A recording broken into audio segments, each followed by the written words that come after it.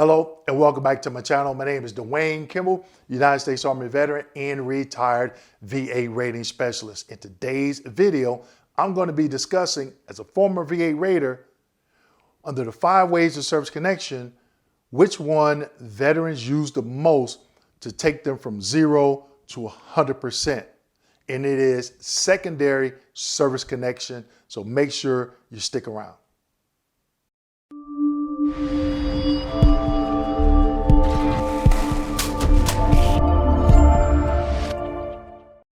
Okay, everyone, before I get into today's video, make sure you click the link below and sign up for my upcoming webinar on how to win your VA compensation claim.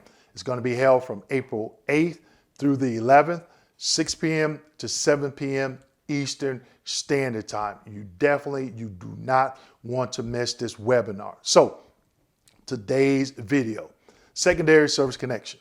A lot of veterans don't know about it. They don't know how to even apply for secondary service connection or even what it is. Under the 5 ways of VA service connection, you have secondary service connection. The first one is pre-service aggravation, direct, secondary, increase, and presumptive. As a former VA rater trained by the Department of Veterans Affairs to adjudicate claims, I've seen veterans use this to get to 100% quick, fast, and in a hurry. Now, does everybody qualify? No, because if you don't have a diagnosis or your primary service connected condition did not cause a secondary condition, then no. But a lot of veterans do have secondary conditions that were caused by a primary condition, okay? This is super simple, and I'm going to break it down for you. And as always, you know I got some slides, okay? So let's go ahead and get into it. Slide number 1. Here's slide number 1. Here's the M21 manual reference for secondary service connection. SC means service connection and aggravation claims. I will not be discussing aggravation claims. Now, this M21 manual reference, it was long and it had a lot of information, good information. So I took some parts from it just for this particular video.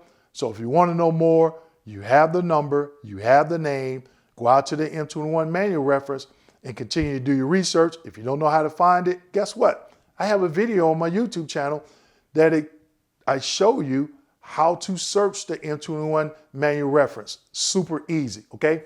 So it states, determinations as to the need for examination or medical opinions in claims for secondary service connection are governed, and it gives you the 38 CFR. Therefore, the 3 evidentiary elements must be satisfied prior to requesting examination on the secondary claim. So what they're saying is, in order for that VA employee to request an exam for secondary service connection when a veteran claims it, 3 elements must be met. The first one, lay or medical evidence of a current disability or symptoms. Now, this first one, they're speaking the VA claim language, and I'm going to point a couple of things out that I'm pretty sure you didn't pick up, all right? I picked them up because the VA trained us as raters to pick it up. Lay or medical evidence, disability or symptoms. When it says or, one of the 2, it didn't say and, all right? Lay, personal statements. Guess what? I did a video where I discussed personal statements. I even gave you some examples that I came up with, okay? Lay evidence. Then it says disability or symptoms. The VA states that if you're not a medical professional, you can't diagnose yourself, but you can provide what your symptoms are, okay? Bullet comment number 2, evidence of a service-connected primary disability with substitutes for in-service event, injury, or disease. Now, that's something that you would see under the definition of VA compensation. Okay, when the VA defines VA compensation, they use in-service event, injury, or disease. Also, guess where else? Direct service connection. Okay, now it says and. Okay, so they're going to keep going, and it's not or. You need all 3 of these. Indication that the claim secondary condition may be associated with the primary disability. May be associated. Doesn't say that you have to confirm that it is, but maybe. All right. So the first one out of these three, I think the first one is crucial.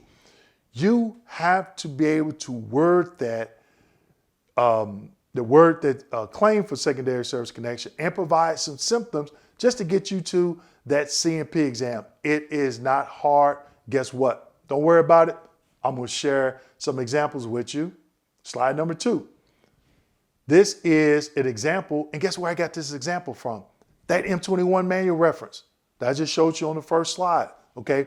And there's other M21 manual references that's talking about different topics that give you examples. That's why I like going to the M21 manual reference first, because as you could see in that first slide, it gave me another M21 manual reference, and it gave me the 38 CFR that talks about secondary service-connected conditions, okay? Super easy. It's like searching Google. If you have problems, again, go out to my not my website, but my YouTube channel and search for the video where I show you how to search the M21 manual reference. Now, this example, veteran claims stomach problems secondary to his service-connected heart condition. He indicates that since he began taking prescribed medications 2 years ago for his heart condition, he has experienced stomach problems to include constipation, pain, and indigestion. There are no specific diagnoses relating to his stomach symptoms noted in the evidence of record. It's 2 things that really jump out to me in this example, okay? The veteran was detailed in the symptoms, okay? Even though there's not a diagnosis, but once the veteran gets to the CMP exam and the doctor gives a diagnosis, I can almost bet you what's in the diagnostic code criteria. Constipation, pain, indigestion, okay? So even if the doctor says, yes, we're going to grant the benefit in order for the veteran to get, let's say, 30%, but the doctor doesn't check constipation, pain, and indigestion, and it comes back to the rating activity with the rater, and they grant 0%, and the 30% criteria is constipation, pain, and indigestion. Guess what? The veteran can file a high-level review and say, hey, the rater should have used my subjective evidence, lay evidence of me describing my symptoms to grant me the higher percentage. That's your argument on a high-level review. That's why a personal statement is so important, but the way that this veteran detailed it, it was short, direct, and to the point. Okay, a lot of veterans just get to talking and talking and talking and talking, and the message is lost. Okay, now even though this is an example, again, if you go to any diagnostic code, I'm pretty sure you're going to see under, for the digestive body system, some of these may have indigestion or constipation or something in there, okay? So that's key. The analysis, while the veteran's lay statement is not sufficient to ultimately prove the claim, it is sufficient in the instance to warrant an examination. Furthermore, his statement appears credible when considering the evidence at hand. Guess what? That gets the veteran to the CMP exam, move on to the next stage. Slide number 3.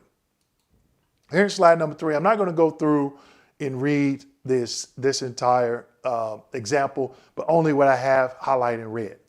A veteran submits a statement indicating that he has hypertension secondary to his service-connected low back condition. Medical evidence of record shows no treatment for hypertension and normal blood pressure readings over the last 3 years. What I have highlighted second here, the veteran could attest to symptoms he experiences associated with hypertension, such as dizziness or headaches, but he is not competent to make a medical diagnosis. And lastly, because the 3 evidentiary elements are not satisfied, no examination is warranted. Now, let's just say that veteran says, I am claiming hypertension secondary to my service-connected low back condition medication that was prescribed for me, okay? That may tip the scales just enough to get him to a CMP exam. Now, if that is truly the case, I'm pretty sure there's something somewhere showing that the veteran has been prescribed some medication for hypertension or some type of treatment or complaints or something, okay? Just enough to meet these three elements to get you to that CMP exam. Now, what are some ways I've seen veterans use this as a VA rater and some claims that I adjudicated? Now, I'm no medical professional. So we request the exam and we let an examiner whom is a medical professional tell us what the diagnosis is and if it's secondary or not, okay? Also, you can have a private examiner, your private doctor, to complete a DBQ and Nexus statement. If you decide to go that route, make sure you know what you're doing, because some of these VA employees are trying not to use DBQs and Nexus statements from private examiners, okay? So the example, seeing veterans just have service connection for tinnitus. That's it. They'll turn around and claim depression secondary to tinnitus. Then they'll claim migraines secondary to the depression. And then they'll claim migraines secondary to the tinnitus, okay? And then if they're taking medication for one or multiple of these conditions and they have caused some type of digestive condition, they will claim that secondary to the prescribed medication for the service-connected disability. Boom, I just dropped a nugget. Just dropped a huge nugget. I am claiming X condition due to the prescribed medication for my service-connected Y condition. It has now caused me to have X, Y, and Z, okay? So in my book, I give you example wording. I have a video, personal statements, an example, and I just showed you some examples in this video. Do not sleep on secondary service-connected conditions. This is why it's so important for veterans to be educated, okay? Most accredited individuals, they don't know this. The ones that do, they have been doing this and they took the time to learn the craft to help veterans out there. But a lot of them don't. You have to invest the time and educate yourself. Make sure you go out to the VA's M201 manual reference. Like I stated earlier, I have a video showing you how to do the search. But you have the number from this particular video, okay? And that M201 manual reference is long, okay? It is really long, but it provides a lot of information, okay? So with that being said, make sure you like, subscribe, hit that notification button, and don't forget to share this video with your fellow veterans. Thank you.